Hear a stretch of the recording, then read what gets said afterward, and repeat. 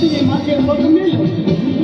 અને પગ મેલતા એ મહાસિદ્ધમાં એ પાતાળની માલિકા શેષ નાગની જેટલી નાયરું તૂટવા મળી જાય અને તેની અમારા મનો જોગી શું કરતે હોય